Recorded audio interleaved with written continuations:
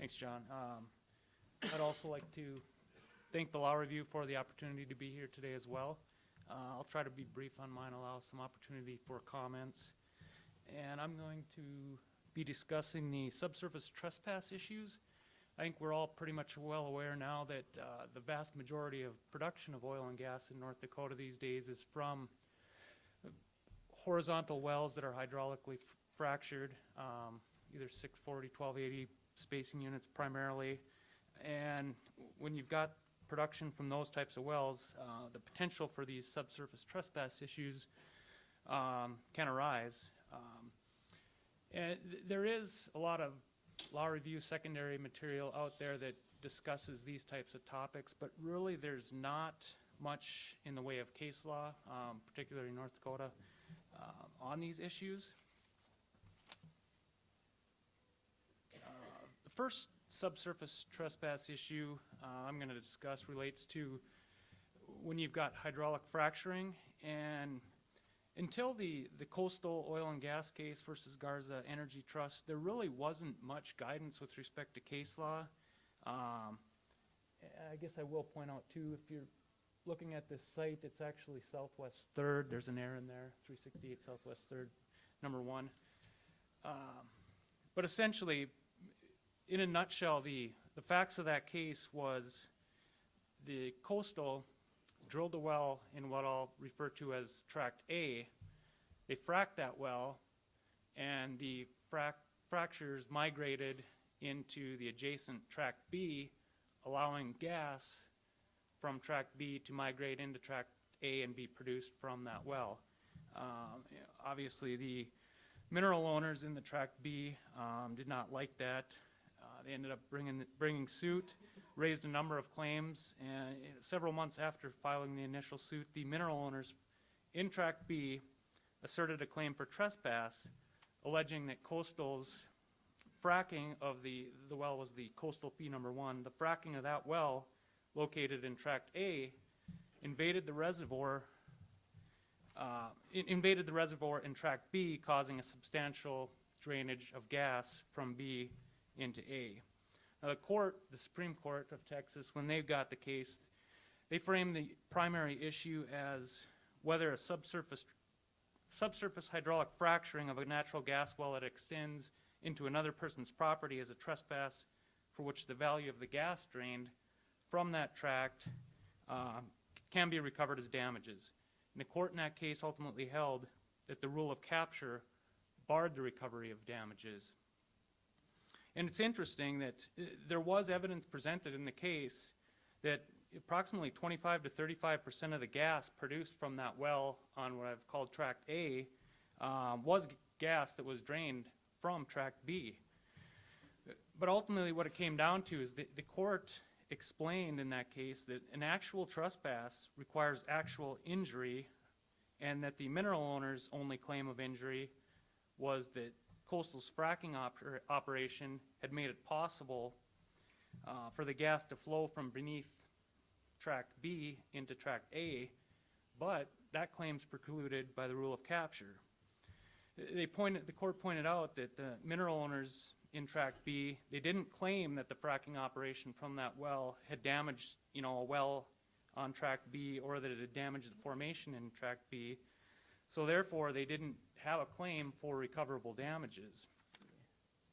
I want to point out there's essentially 4 major points that the basis that the court relied on. The majority, there was a dissent in this case, but the majority, in coming to that conclusion that they could not recover damages, first was that the owner claiming drainage from the fractures was already afforded recourse and had other potential remedies available. With the rule of capture, they could have drilled an offsetting well, in their tract. They argued, the court pointed out.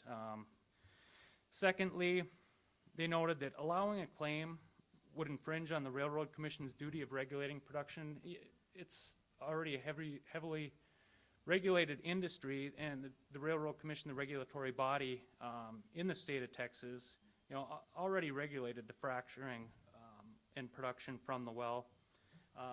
Thirdly, pointed out that in the court's opinion, they needed to tread lightly. It would be unwise for them to insert themselves into this and alter the rule of capture for which industry and regulation have relied on for decades. So they really didn't want to go there. And finally, they point out there was a reluctance to regulate, by common law trespass, fracturing, which essentially had been taking place for over 60 years in Texas, and the legislature and the Railroad Commission, hadn't seen fit to regulate, so they didn't want to insert themselves into that. So based on the Texas case, there isn't a claim for damages for the drainage. So where does that leave us? We've got the guidance from Texas, but there really, in other jurisdictions, there's not a lot of case law. In North Dakota, there isn't. So I just wanted to point out a couple cases from North Dakota, which, if a court in North Dakota was faced with the same issue as in Garza, where there's a subsurface trespass claim based on fracturing that caused drainage, what the North Dakota court may do based on what they've done in some other cases. The first case I wanted to bring to your attention was the Continental Resources versus Farrar Oil Company case. And that case, essentially, it was a subsurface trespass case. Different fact scenario, though. Continental owned, it was a 640 acre spacing unit. Continental owned, I believe, like northwest, southeast, and Farrar controlled in the northeast, southwest. The spacing unit was force pooled, and Continental proposed to drill a horizontal well, and the Farrar did not elect to participate in the proposal. Continental drilled the well. The well bore then crossed into Farrar's tract, and Farrar alleged that was a trespass. Well, the court pointed out, no, it's not a trespass.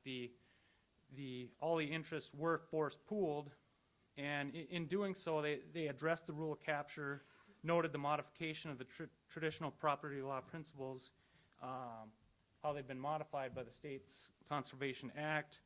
In that case, force pooling is a valid exercise. The state's police power.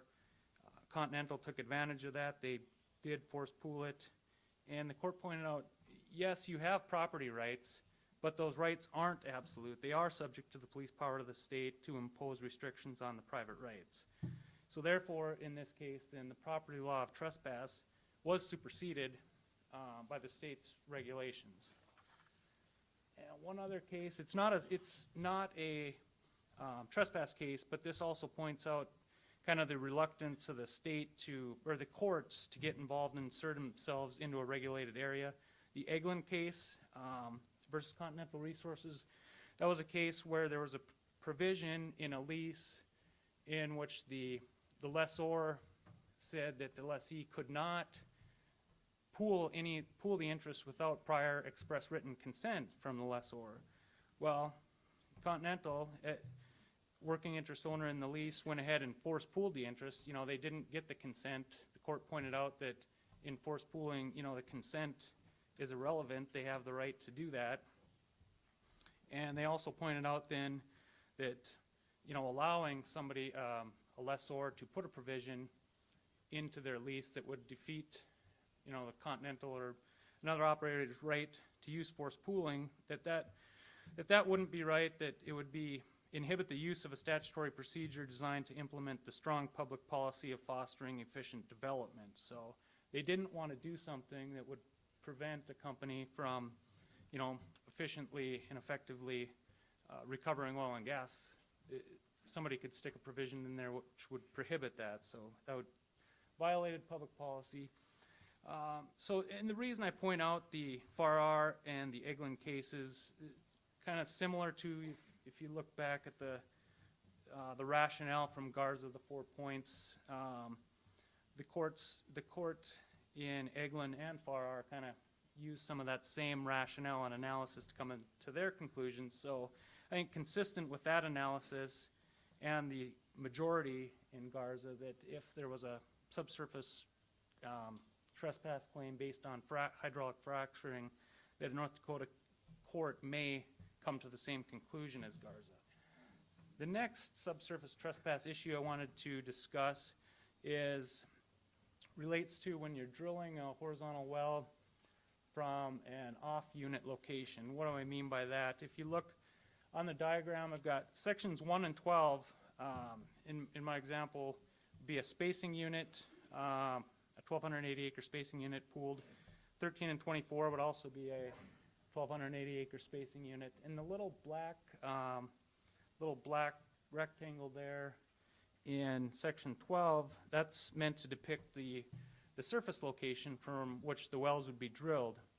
Now, as an operator, a mineral owner in the 112 spacing unit, you have the absolute right to use that surface location to drill your well in the 112 spacing unit and develop your minerals.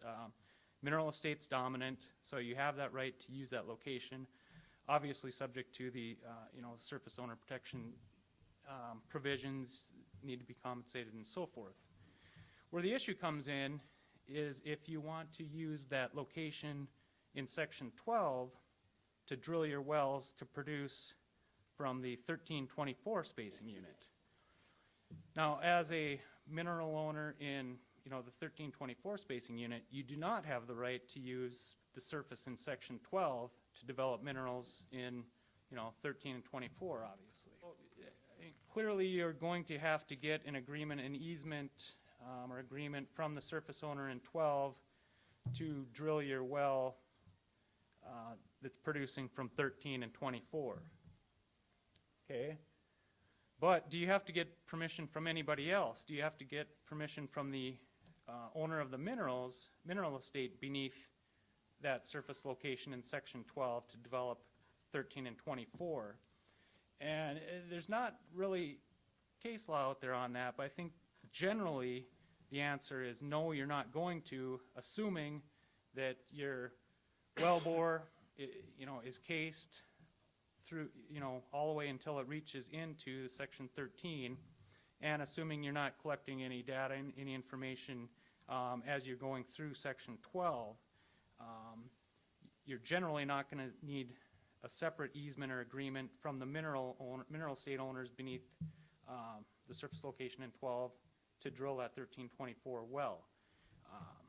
I think sometimes there's a bit of a misconception out there that once you get below the surface that the mineral owners own everything under the ground, and that's not necessarily the case. They don't own the subsurface stratum. They don't own the molecules, the dirt, everything below the surface. What they do own is they own the opportunity to recover and produce the oil and gas, in the area where they own the mineral interest. They don't actually own the land. So, and there is case law that kind of out there that explains that, different jurisdictions, so forth. And also, North Dakota is one of the states that has pore space statutes, and those reflect the limited nature of the mineral estate owner's control over the subsurface stratum. By statute in North Dakota, the surface owner owns the pore space, beneath their surface. So bottom line is, assuming, like I said, you're cased, you're not collecting any information. As your wellbore passes through, 12 into 1324, you're not going to have to get, generally anyway, a easement from the mineral owners beneath the section 12 surface location. However, I would point out that there are certain considerations to take into account. If assuming, say sections 1 and 12, that spacing unit, say up like a river or something goes through one, and then you've got rugged terrain, you've got terrain issues in section 12, and really the only location that the section 112 pad can go is where I've got it depicted here, and that's the only spot. Well, you go and get a easement from the section 12 surface owner and assume that's good. In that case, there could be problems, because if the only location to develop the 112 minerals is there, and you use that location and for 1324, and it ends up inhibiting or prohibiting the 112 owners from developing because, you know, they don't have a location, then it becomes an issue. Then you're going to be looking at needing some sort of agreement potentially. So you really do need to be careful in that type of a situation. So other than that, that's really all I have. And if anybody has any questions for John or myself, welcome them at this time. Was there really agreement on the facts in that case as far as proving that X percentage of that gas came from the other location? I mean, that seems like a really difficult thing to prove. It would be. There is expert testimony, I guess, offered that there had been 25 to 35%. And you did have a finding of fact, and that was accepted. I don't know. I guess that it was the court concluded that yes, in fact, precisely this much gas was drained from, you know, tract B into tract A.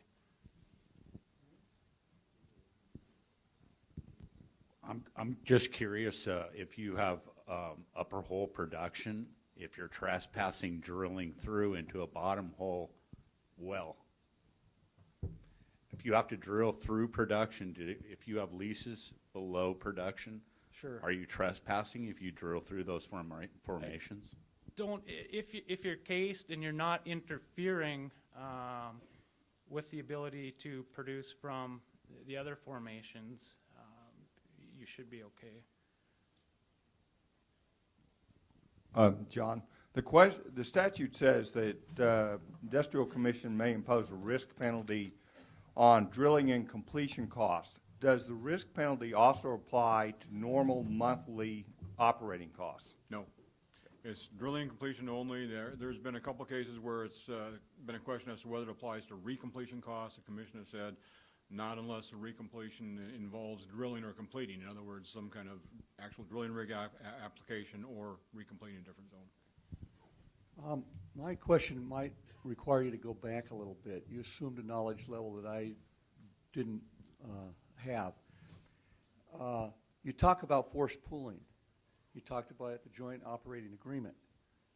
I'm not clear on how North Dakota has migrated to this forced pooling, and is it basically comparable to a joint operating agreement where people are the landowners are kind of contractual, mandated by statute to be in some contractual relationship? And you talked about some parties leased, or they were not leased in this area, and there may be some advantages.